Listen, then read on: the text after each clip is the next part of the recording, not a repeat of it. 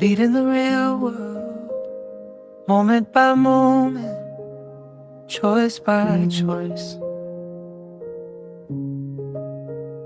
This is where leadership meets performance, grounded, practical, so you can step in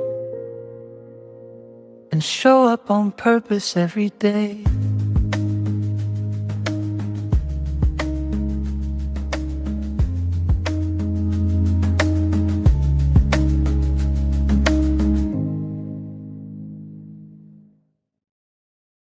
I want to welcome you again to this Clear Performance Coaching podcast. We're excited to have you participate with us. Today, we're going to talk about only coach the coachable.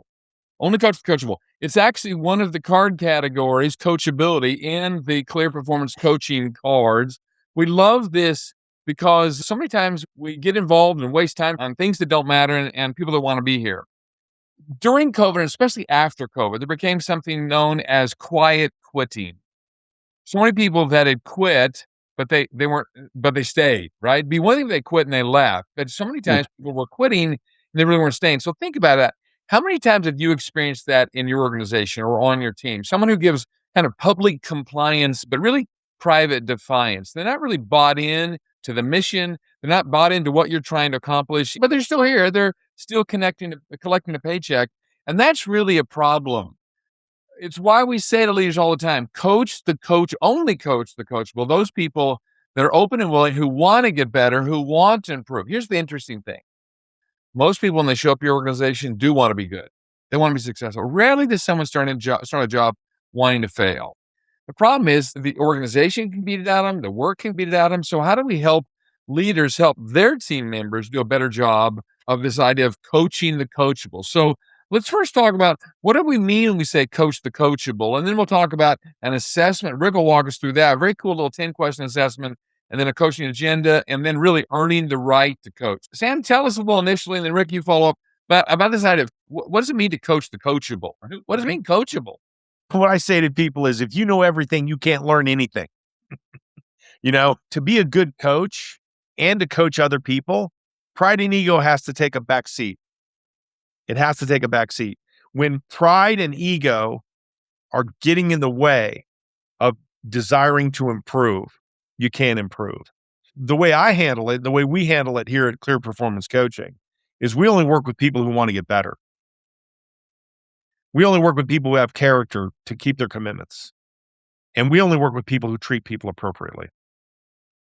Right? The thing is, if you don't have a desire to improve, you're not going to improve. I work with people who want to get better, who raise their hand, who have a desire to improve. That's the first gate. Yeah, and just adding to that, I think coachability has nothing to do with intelligence or talent. Some of the most talented people in the world are not coachable. Coachability to me is about attitude. It's a willingness to learn, to adjust, to improve. They have a few simple traits, those coachable people. Sam, you said it. They want to get better. They're open to feedback. They're willing to look at problems differently. They take responsibility for results. And most importantly to us, they're willing to make commitments and follow through. I think without those qualities, coaching conversations rarely produce change. I love that. My dad grew up in Missouri. In fact, I was born in Missouri. And my dad used to say when I was growing up, remember, I'm from the show me state. Don't tell me, show me, right? I heard that over and over again. I swore I'd never use that with my kids. And sure enough, my youngest son, I did that a lot. But this idea of we don't want people just telling, we want them to actually show us. But we're going to help them figure out how to show, in other words, get performance. Ultimately, this is all about helping improve performance within your organization. And you start by working with those people that are really wanting to get better. If they know everything, they're not going to get better. They already know all the answers. The great thing about being as old as the three of us are is, things are changing all the time. And if you're not getting better, you're going the opposite direction. Very quickly. Yeah, that's a good point, Kent. I mean, we also need to have desire to get better, right? Well, it's funny, I learned this principle years ago when I was playing college football. That's when I really learned life wasn't fair. Because I was a really hardworking student athlete, really hardworking, really dedicated, wanted to be great in all the areas. And then I realized that when you lose your starting position to a kid that's a class underneath you from Dothan, Alabama, who's going to be an All-American before he even set foot on the gridiron, and you're like, why? Why did that happen? Well, and then you see what he could do naturally. It changes your life. And so I went where I could play and where I could improve and bless the whole team. And it turned out to be a really good decision for me instead of sitting the bench behind an incredible player. But I think Well, my you observation, changed positions. I did. You know that wasn't the right place, so you made the change. You changed positions Right. so you could help. Right. So I changed positions. But I guess through the years, what I've been really sensitive to are these people with natural ability, naturally analytical. They go with their strengths, but they never learn. They never get past their talent. And I've seen people like this completely implode eventually. They go with what they're good at and they never get better. And eventually they're passed by. Right. So this is an important issue to discuss, that it's great to have talent, but you also need to expand and improve yourself, even with talent. So if people think they're good enough and they don't need to improve, that's a red flag for coaching. Yeah. And I've seen it similar in all the clients that I've consulted with is, leaders believe if they just try harder, they can help anyone improve. Those leaders that are passionate about coaching, they just want to invest in everybody. But coaching isn't something you can force on people. They have to choose it, right? And this is really what you're talking about, is that choice, Sam. I think when someone's defensive, when they're closed off, when they don't want to take responsibility, the coach is the one that ends up doing all the work. And that's just counterproductive. I learned that the hard way. I was working with a large department store. You remember this, Kent? We were working with Parisian's department store, and I worked with them for 3.5, 4 months. And we went from we closed a 10% gap in the hardest time on the planet. We reported out to the CEO of this large retailer, right? And we were so proud of what we'd accomplished, right? And in the end, the aftermath of this, they fired the GM because he didn't do the job that we did. And we learned a valuable lesson, like, oh crap, we did all this work, we produced the result, and they fired the GM because it was his job to do it. And the CEO of this large retailer saw his weaknesses and fired him. And we didn't get the business. So we didn't get the Right. future business. I'm like, okay, we learned that the hard way. That was like 20 years ago. Yeah, You know? absolutely. And that's the beauty, I think, of our process of bringing coaches up to a decent level, is we embed that so that when we leave, they're functional. Right. And that's so foundational. Yeah. We're not like a consulting company that's trying to get our claws into you and get $100,000 a month retainer for years and years and years. Like, we want to teach you the principles, transfer the knowledge, and let you just pay it forward, right? This is part Yep. of our money-making model is different that way. Absolutely. So as a part of this, to help you figure this out, we've created this coachability assessment. It's 10 questions right in the cards as a tool that you can have. In fact, frankly, we'll give you a copy of it even without the cards, just to show you that we're trying to make a difference out there. Rick, you want to talk us through that assessment and why that's important? Yeah. Yeah. It helps leaders identify who's ready for coaching. I think a few questions can really reveal a lot. And we have 10 questions here. But it tells us, again, does this person consistently want to improve? Are they open to feedback? Do they take initiative? I'm looking at the card now. Are they willing to look at problems from different perspectives? Do they take responsibility for results? When the answer to most of these questions is yes, coaching can be incredibly powerful. When it's no, coaching is going to turn into frustration.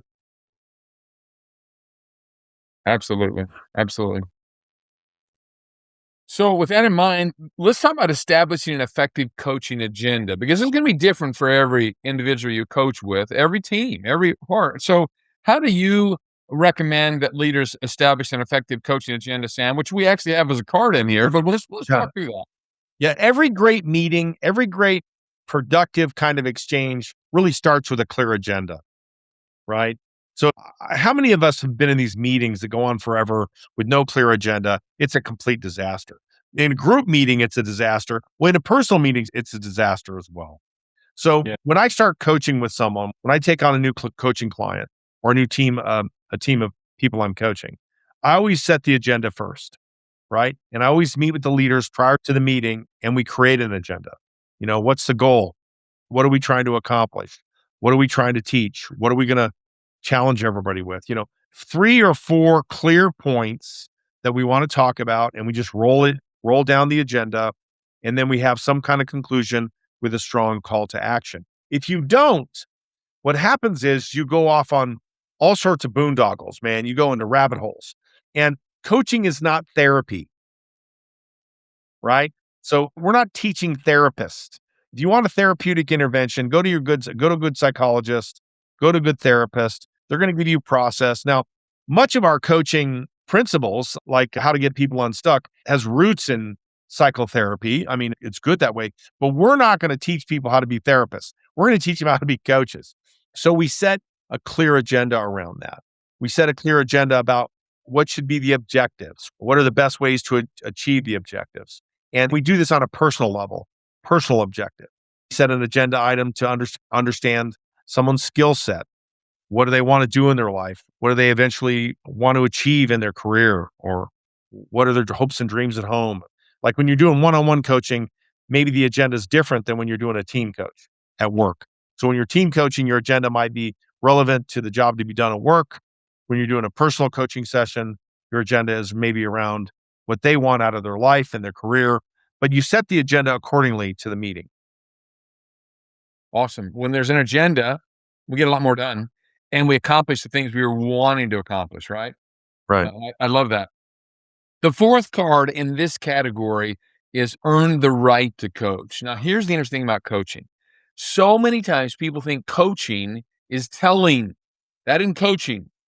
In fact, I had a leader, a CEO for a large company the other day. So what's the difference between mentoring and coaching? I said, well, mentoring is when I tell them how great I am and what it took to get where I am, and you just follow what I did. Coaching is the opposite. Coaching is where you're trying to pull it out of people. The first 2 C's of the 7 C's of coaching are, am I curious and am I caring, right?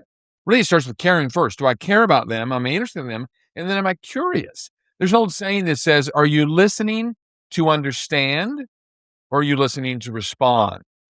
And this is what we're talking about here, listening to understand where they are, what's going on with them, et cetera. That's an important part of earning the right to coach. Sam talked about that a bit. On the back of the coaching card, it has some really interesting watch outs. Try to avoid rabbit holes. Sam talked about, remember, you are not a counselor, you're a coach. Be patient and hold off the need to interrupt people. Here's the thing I want to add to that. Advice is not coaching. That is so true. Advice. By the way, none of us take advice. It's from the best intended people. Somebody gives you advice. Hey, what about that? And automatically, kind of like the hackles on our neck go, no, I'm not doing that. Nobody takes advice. So it's not giving advice. Now, here are 3 powerful questions that are a part of this. Let me share these with you because every single card has questions like this. And this is what's going to help you. This is what's going to help make you a great coach. Because you're going to have these 3 powerful questions every time. What would motivate you to change? A question you ask the individual. What would motivate you to change? Number 1. 2, what would you like to happen in the future? Number 2. Question number 3, what is keeping you from fulfilling your dreams?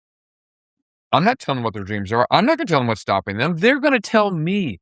I'll tell you what's really interesting. And I'd love for Rick and Sam's thoughts on this. When you ask someone to tell you what's going on, isn't it interesting how different it is than if you tell them? What's your experience with that, Rick and then Sam? Yeah. I mean, first off, what I love about the questions, they are absolutely powerfully framed, but we can customize it. So it might be, instead of what's keeping you from fulfilling your dreams, what's keeping you from meeting your goals this year? What's keeping you from accomplishing whatever it is? But it's the question itself. It's the asking of that question. Here's what I find is when we can use a couple of good, well-timed, well-thought-out questions, people can actually spend a lot of time reflecting and coming to good answers. And then we as coaches just keep helping them come back to that. Hey, you said this. Tell me about that. Like, I want to know more what it means for you. I've got a number of clients that we coach now very regularly, and we cover a variety of issues in the context of organization. It's a fast-growing, high-paced company, and yet invariably, most of the coaching conversations circle around, how do I communicate with my team better? How do I hold better expectations and accountability? How do I lead up in the organization because I struggle with, my boss or my boss's boss? And they're not complicated questions, as Sam says, but they are really deep. And we have to, as I think good coaches, keep helping people just start with the first step. What does that question mean for you? What's the impact to you? What are you feeling? What are you noticing? What I love about great coaches, and I've had great coaches too, is they're entirely present with me. That, from how they're sitting to looking to listening to responding, that presence piece allows me to get grounded and be present. And then I can share fully and more deeply in my world that allows me to get better conclusions, better thought, better analysis, better direction. Hey, Kent, 25 years ago, I decided to have the courage to write my Orange Duffel Bag, A Journey to Radical Change. This is my book. It was a best-selling book that I wrote. It took me 10 years to write it. And I tell my story in this book. And one of the great byproducts of doing that is when people want to know about me, I'm just like, read my book. Right? And over the last 15 years, I've become fanatical at trying to understand everybody else's story. My story is already published. It's an open book. They're going to make a movie about it. It is what it is, right? But what I want to know more is I want to know more about you and your story. And I can't do this if I don't understand you, right? And take interest in you and care about you. So when we talk about gaining understanding, one of the most difficult things to do is when you ask the question is to shut your mouth. Like Brick said, shut your mouth, be present, be mindful, and truly try to put yourself in their perspective. See from their eyes, their point of view. I like to say, it's an affirmation I tell myself, I understand before I act. Think about all the problems. Think about all the problems in this world that happen because people act before they understand. We need to understand before we act. And we do that by listening with all of our senses, not just our ears, with our eyes, we listen with everything, right? And this is the most difficult job of a coach. The two most difficult jobs of a great coach is to listen and understand, right? And then hold people accountable to do what they promise to do. Those are the two hardest things. But to listen and understand requires really immense focus with all your senses. Now, when you do that, you need to be able to demonstrate that you understand them from their perspective. This is called empathy. Empathy always makes things better. And when you have empathy, that invites connection. Brene Brown wrote a great book about connection, right? But this idea of being connected is critical. You cannot coach without curiosity and without connection. You can't lead without connection. You'll get public compliance, private defiance. So you would be surprised. And I'll give you some evidence here. I'm going to give you some evidence. Have you ever talked to your significant other and for whatever reason, you just listened to them and they just complained, bitched and bitched and bitched? I call let them bitch it out. Like they just blah, blah, blah, blah, blah, blah, blah. And you just were honestly, you're with them. You're just listening. Your all heart and soul was with them. And you didn't say a damn thing. And then afterward, they say to you, I feel so much better. I feel so much right. This is the best conversation I think we've ever had. And I didn't even contribute. It worked. Like some of my best coaching sessions are like, I know they start off with, I don't know what to do. I'm overwhelmed. I hate my life. My life sucks. And an hour later, they're like, I feel so much better now. I'm so glad we talked. And I'm like, in my mind, I'm like, what in the hell did I just do? And what I'm thinking is like, well, I just listened and understood them so I could have connection and then I could challenge them to get clear, challenge them to get clear on their direction, challenge them to get clear on how to get unstuck, challenge them to get clear on what the next steps they need to take when whatever their circumstance in their life is. But this is the hardest thing. To be a true great listener is the challenge, you guys. It's the challenge. And my challenge for all of us is to always understand before we act. Understand before we act. And this is it says easy, does hard. It's a hard thing to do. This reminds me, I was on site with one of the large German auto manufacturers, and the CEO had asked me to talk coach one of the directors. The CEO had met with this individual, the CHRO had met with this individual, and I'm there every month for a few days. And so we want you to meet with this person, and they kind of laid out the problems they were having. And so I met with the individual, and they immediately went into kind of a diatribe about everyone else. It wasn't them, it was everybody else, and their team loved them, but all the other people didn't understand them. And this person from another country. And we see that a lot in the multinational organizations that we work with, just people trying to understand each other. And then she described a situation where one of her peers in another huge department went to their boss, who went to their boss, who went to her, the CEO, came down to her boss and came to her. And she said, that's just ridiculous. And I said, so why do you suppose they didn't come to you? All this 10 minutes of going on and off about it was everybody else. And then she said, well, I guess it's because he was afraid to come talk to me, because the last few times we've talked, I haven't been very open to listening. And I've been always telling them what they were doing wrong and so on and so forth.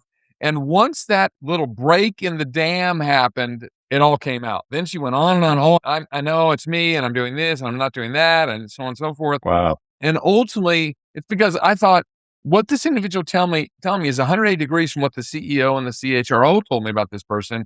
And I thought, how do I get to this? Well, I just asked a side question. Well, why didn't they come to you? And then the individual had to really admit, yeah, it's really, I'm the one that's creating the problem here. But they weren't admitting that. And then the next 45 minutes was all about, okay, now what are you going to do about it? And laying out a plan, things to do. It wasn't my agenda. And they finally had to, what they did in essence is become coachable in the conversation, because before that they weren't. The CEO had met with them a few times, the CHRO met with them, and I said, well, what can I do that you can't do? And they said, well, you're from the outside, maybe they'll trust you. I don't know. But it's getting them there to that place where they'll say, yeah, you know what? I realize there's some things I need to do differently. And once you can get them talking, it's exactly what you and Rick and Sam talked about. When we're listening and they're telling, completely different than if I was giving that individual advice. Yep. I want to give the leaders a little bit of credibility here. They're promoted because they were good problem solvers. They built their career in knowing the answer. When someone brings them a problem, they're ready. The instinct is immediate. Solve it, fix it, tell them what to do. Coaching really does flip that model. And I think it's important to recognize that it's not that they're deficient. It's that we're trying to help them develop, right? The coach's job is not to solve the problem. It's to help the person think through the problem so that they can solve it themselves. And that requires patience. It requires curiosity. Curiosity is one of our foundational C's. Yeah, you can't hold people accountable if you don't understand them. Yeah. So the second big job of a coach is to hold people accountable to the actions they decide they're going to take, right? And if you don't understand them, how are you going to hold them accountable? Yeah. Understanding is magical. Like, if there's nothing else that the people listening to this, if there's nothing else that you take away from this podcast, then I need to be a better listener. Then we've done our job. Yes, because listening creates that connection. And connection is what gives someone the right to coach or the right to influence somebody. Right. They don't care how much you know until you show them how much you care. And you do that by what? Listening, understanding. Right? Because in the end, people matter. They really, really matter. And the understanding is the fastest way. Matter of fact, the data that I've researched, the data that I've been exposed to here tells us that most people can't distinguish between being loved and being understood. They can't distinguish the two. Amazing. Right? So if you're understanding someone, you're loving them, which is automatically opening them up and you up to connection. And if you want to get the most out of your people, you can't do that without connection, man. It's not happening. Right? If you're asking them to do hard things over and over and over again to accomplish a really hard objective, they're not going to do it if they don't care about you and if they're not connected to you. And we call it leadership capital in the learning and development world, right? You got to have leadership capital. The fastest way to build that capital, to build your emotional bank account, is by listening, understanding. Or maybe here's a challenge for our listeners. Next time somebody comes to you with a problem this week, try something different. Don't give the advice that you want to give right away. Don't jump to solutions. Just ask questions. Listen deeply and see what happens. One of my favorite questions when people come to problems with me, Rick, are, what would you do? Like, what do you think you should do and why? What do you think you should do and why? It's probably important to talk about this. One of the most important things you got to understand as a coach is you can't tell people what to do. It's not your job, because if you tell someone what to do and they go do it and they fail, they're going to come back and they're going to blame you for their failure. Because You own it. I did what you told me to do, right? And it failed, so you suck. And I'm like, so that's why we can't do that as coaches. We got to pull it out of them. That's much harder. Kent, you're chomping at the bit. What's going on? Tell me what's Well, on. no, I was thinking about all of it. This reminds me, I remember 35 years ago, I was a young manager in the largest diaper plant in the world at Kimberly-Clark. They make diapers, 1,000,000 diapers an hour and all these. It was like, it's crazy, right? And I was new in my role, and I was a little concerned because I'd moved from another plant to this role. And so I went to and this story had such an impact that I actually put in my first book, Everyone Can Lead, right? And so it's lasted with me for years. The guy's name is Charles Moriarty. And Charles said to me, "Hey, what you got, Ken?" I said, "Hey, I got a couple problems. Let me lay them out for you." And I'd been in the role maybe a month or two. And I said, "What would you do?" And he said, "Well, I would do this and this." I said, "Great. I love it." I'm getting ready to walk out. And he said, stop me in my tracks. He said, "Ken, you can bring me any problem you want. I'm happy to talk about it. But what I want from you is at least 2 possible solutions before I give you my ideas." And it set me up for so much success. And I thought, wait a minute, I'm the new kid on the block. I'm the young guy. Everyone on my team had been there 10 years longer than I'd been in for the whole organization. Everyone is older than I was. But he set me up for success by saying, hey, give me at least 2 possible solutions. It totally changed my mindset with just that simple approach. And so then every time I went to him, I had a couple solutions. And I've quickly learned that there were a lot of things I didn't even need to go to him about because he trusted in me. He believed in me and he said, you can do this. As a young leader, this had such a huge impact on me. And we've all had people like that. What we're proposing is that we all be more of those kinds of people for people that work with us. Yeah, that's really good. Really good. So let me tell you about a couple things here, everybody, and then we'll get Rick and Sam's ideas. So in these coaching cards, there are 8 categories. I just want you to know, because we're going to be talking about these in future podcasts. First of all, introduction to clear coaching. We've done a little bit about that. The second, what coaches do. 7 essential coaching actions. 3, we'll talk about clear coaching defined. We'll talk about 5 key principles. We might talk about that in our next podcast of great coaching. Coachability, what we've been talking about today. And then we'll talk about 6 practices of how to be an effective coach. And then my 2 favorite categories are improved performance, some specific strategies about achieving extraordinary goals, achieving extraordinary results on any goal, right? It's something we've been doing for decades with all kinds of organizations. And the one that may be the most popular of all, once you get them performing, is how to get people unstuck. Number 7, break free. Sam in his new book talks about, falling forward after success, not falling backwards, right? It's So springing forward. Yeah. How do we spring forward? Have failure, how to bounce back from failure, how to bounce back from lets downs. Sam, how to bounce forward, right? And then finally, there's some quick start guide with 6 exceptional ideas. And we got a little quick start guide we send. So those are topics we'll be covering in the future, in future podcasts. Hopefully you'll participate with us because we're excited about this. Hey, you certainly can buy the cards and the AI Super Coach on our website. We hope that you will watch one of those videos. We'll have a link to one of the videos. We'll probably do a video on coachability. We'll share one of those coachability videos today. You got 6 of them in that section. So, 5. There's not one for the coachability assessment. So we'll share one of those videos. Hope you'll also share this podcast with other people that you know. Rick, Sam, what would you guys add as we wrap up?